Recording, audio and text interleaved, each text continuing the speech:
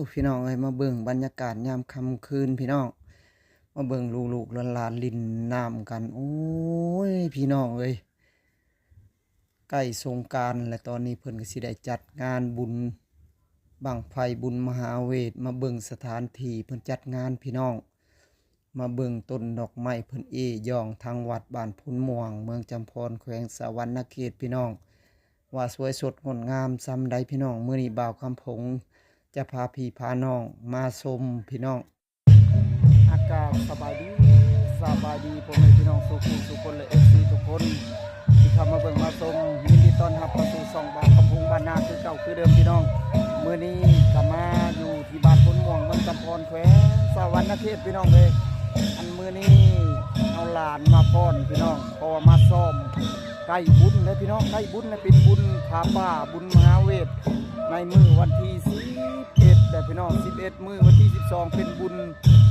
มหาเวทบุญบั้งไฟพี่น้อง2มื้อ2คืนพี่น้องโอ้ตอนนี้ก็ซ้อมกันแต่ละมื้อแต่ละคืนพี่น้องได้มาซ้อมทุกคืนเพราะว่ากลางเว้นกลางคืนพี่น้องมาซ้อมพรเพราะว่าจะเป็นน้องนักเรียนแล้วก็รุ่นอาวุโสตอนนี้เพิ่นกำลังพรก็อีตุ้มพี่น้องเป็นระบบพี่น้อง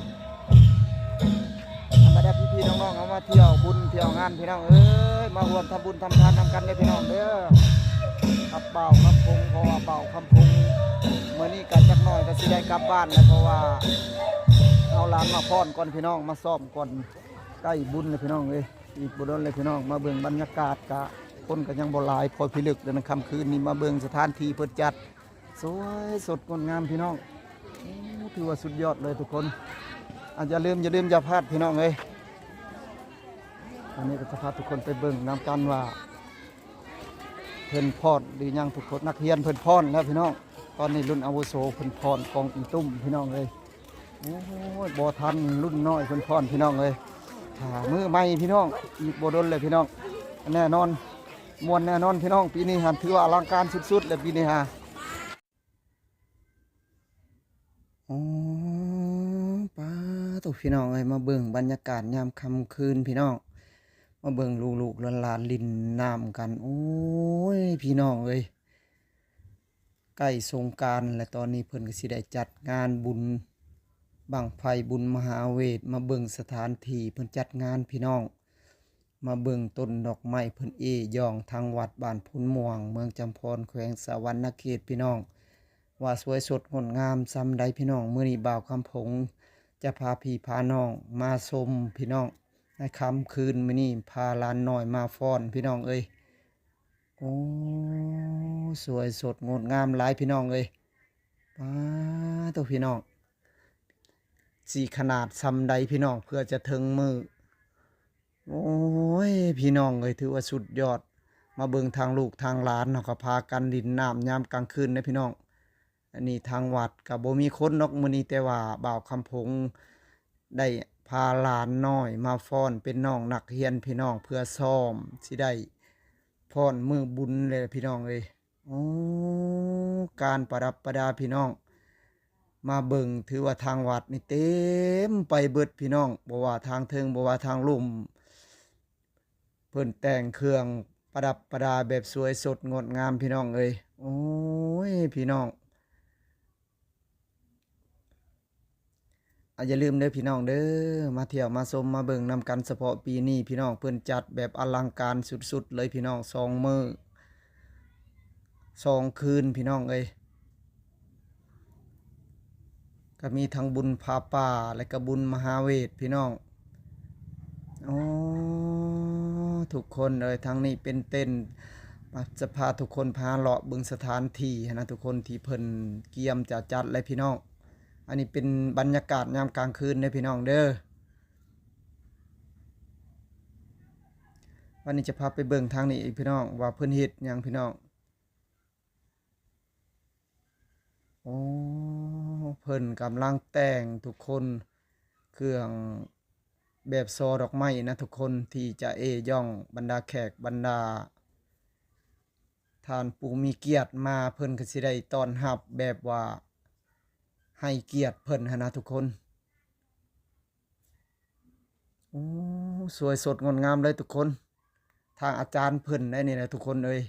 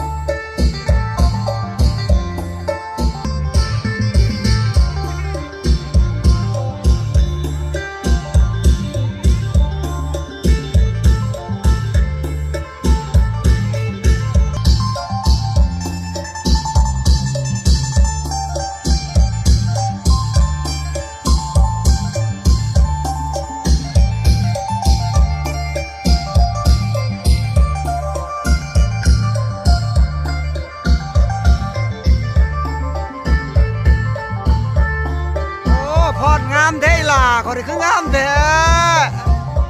งามลีเนาะล่ะเนาะ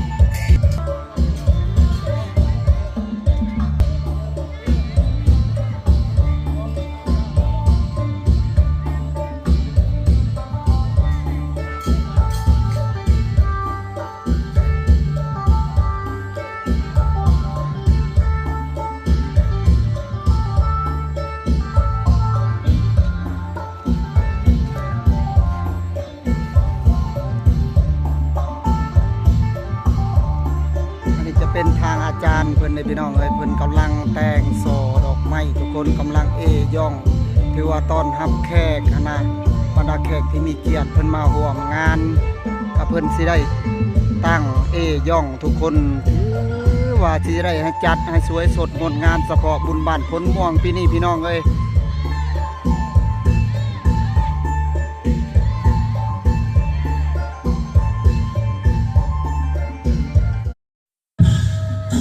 คือการซ้อมเด้อพี่น้องเด้อเพราะว่าเพิ่นได้ซ้อมเมียนใกล้แล้วบุญพระเวทพี่น้องเป็นบุญพระป่าบุญพระเวทมื้อวันที่11นะวันที่12วันที่11น่ะจะเป็นบุญพระป่ามาก่อนในมื้อ12จะเป็นบุญมหาเวทบุญบั้งไฟใหญ่พี่น้องเอ้ยอันนี้จะเป็นรุ่นอาวุโสเด้อเพิ่นพรกองอีตุ้มพี่น้องเอ้ย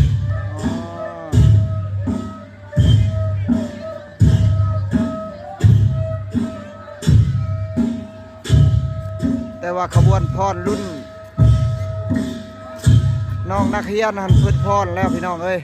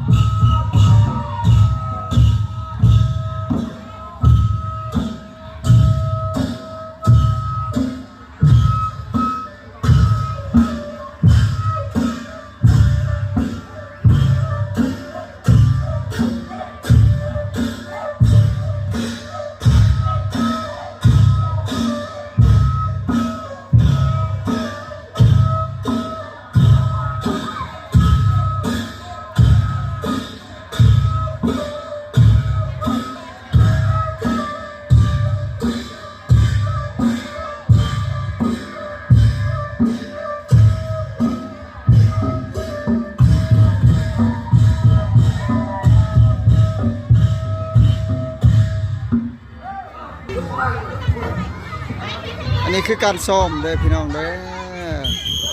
เป็นงานบุญอยู่บ้านพ้นม่วงเมืองจำพรแขวงสะหวรรณเขตทุกคนแต่ยังบ่ทันฮอดพี่น้องมื้อนี้น่าจะเป็นวันที่7เลยพี่น้องมื้อนี้บุญวันที่11พี่น้องวันที่11หาวันที่12พี่น้องเป็นสถานที่พี่น้องบอนเพิ่นสิจัดรายการพรพี่น้องแต่ว่าเพิ่นเกียมเมียนก็มีเป็นโซดอกไม้พี่น้องอันนี้อาจารย์เพิ่นเด้อเพิ่นมามื้อนี้มาสอนนักเรียนเพราะว่าเพิ่นสิได้พรในพี่น้องเอ้ยอีกบ่ดนกับประมาณมุ่งวันที่11กับ12เลยพี่น้องกะใกล้เลยพี่น้องมีแต่ตอนนี้ซ้อมกลางคืนกลางเว้นเพิ่นพี่น้องเอ้ยบุกเข้าเรื่อยๆมาเบิ่งสถานที่สวยสดงดงามพี่น้องอยู่บ้านพ้นม่วงเฮาพี่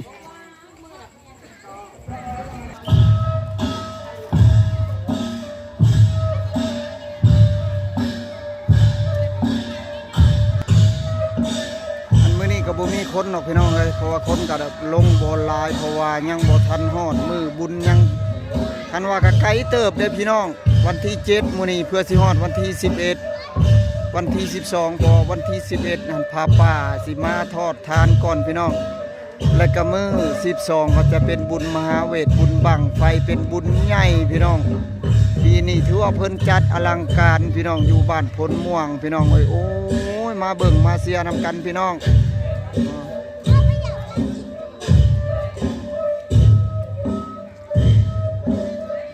ตอนนี้ยังซ้อมกันอยู่พี่น้องซ้อมไม่ซ้อมไปเรื่อยๆพี่น้องเอ้ยเพราะว่าฮอดมื้อนี้ก็สิมาแสดงให้พี่ๆน้องๆเบิ่งแบบตัวจริงพี่น้องแบบสดๆอันนี้ก็สดอยู่พี่น้องแต่ว่าเป็นยามกลางคืนเลยพี่น้องเด้อ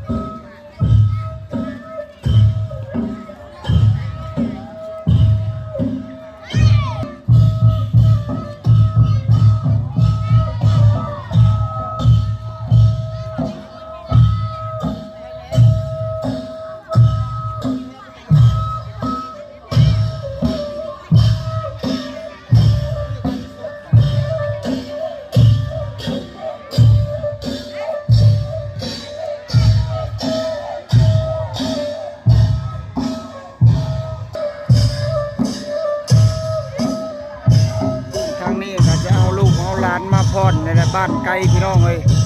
แต่ว่าเมื่อนี้บ่าวคำพงก็เอาหลานมาพรพอบหารมาทุกคนค่ำคืนตอนนี้ก็ประมาณ8 โมงแล้วพี่น้องอ๋อกาดึกพอสมควรเติบแล้วพี่น้องเลยเพราะว่าบ้านไกลเขาก็จะได้กลับบ้านกลับซ่องก็กะย่านพี่น้องเพราะว่าถนนหนทางกับมืดแน่พี่น้องบ้านไกลเนี่ยพี่น้อง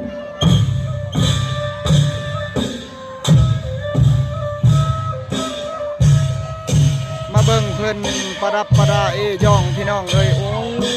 ยพี่น้องงามสุดๆเลยพี่น้อง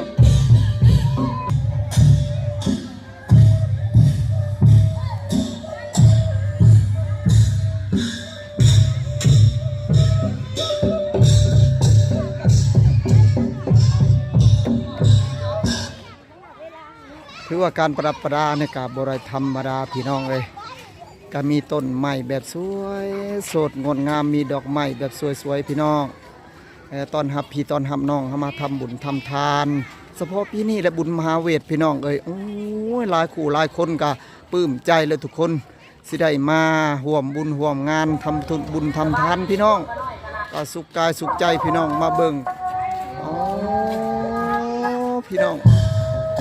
สวยสดงดงามหลายส่วนว่าทางนอกก็จะเป็นหมากโตนคอนพี่น้องเลยอ๋อเริ่มกันพี่น้องก็คึกคืนไปหลายเติบเลยพี่น้องเฉพาะบุญปีนี้พี่น้องขนาดพอถึงมือบุญเลยพี่น้องยังโดนเติบประมาณวันที่11-12พี่น้องแต่ว่ามือนี้เป็นวันที่7แล้วพี่น้องเลยอ๋อค่ำคืนของมือนี้ก็คนก็หลายเติบเลยพี่น้องเลยถือว่าการพรมือการซ้อมพรมือก็ถือว่าได้จบลงทีเรียบร้อยพี่น้องเลยถือว่าตอนนี้ก็ประมาณ9 โมงแล้วทุกคนตอนนี้ก็จะได้กลับบ้านกลับซ่องกันแล้วทุกคนตอนนี้ก็ได้มาซ้อมทำนี่แต่ว่ามื้ออื่นเช้าเพิ่นก็ซ้อมต่อมื้อตอนแรกมื้ออื่นจะได้ซ้อมต่อบ่เนาะพี่น้องมาเบิ่งบรรยากาศน่าจะคึกคืน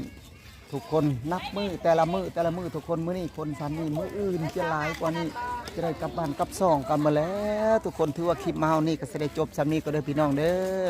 สบายดีมานองมะแนงเลยนี่บ้ามานองมะแนงนี่ คนรอพี่น้อง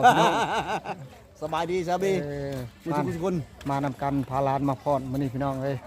ก็สิได้กลับบ้านกลับซ่องมื้อนี้ สบายดีทุกคนหักแป้งคือเก่าพี่น้อง เด้อ ความเจ็บอย่าได้ความใครอย่ามีนอนหลับอันนี้มันหมื่นตื่นมาเช้าอันนี้เงินแสนพี่น้อง หมออวยพรนะนี่ขึ้นปีใหม่พี่น้องขึ้นเฮือนใหม่อย่าลืมเบิ่นเด้อพี่น้องเด้อเอาเพิ่นไปได้พี่น้อง สุขีมัน เออ สมมติว่ามันคือเก่า แม่น พัด ละ แต่เก่าคือเล่ามาเห็นเจ้าเธอเดียวพี่น้องเอ้ย เบิ่งดูพี่น้องขนาดอวยพรกลางคืนน่ะคันกลางเว้นสิซ้ำใดนี่คันอวยพรผู้สาวน้อยแฮงกว่านี้ โอ้ยสุดยอดเลยทุกคนเอาหัวนัวหัวม่วนพี่น้องคันบ่ได้เว้าก็บ่ได้หัว บ่ได้พัวกับบ่ได้ลูก เอออ่ะถือว่าวันนี้ก็จะได้จบคลิปซ้ำนี้ก่อนเด้อพี่น้องเด้อขอกราบคำว่าสบายดี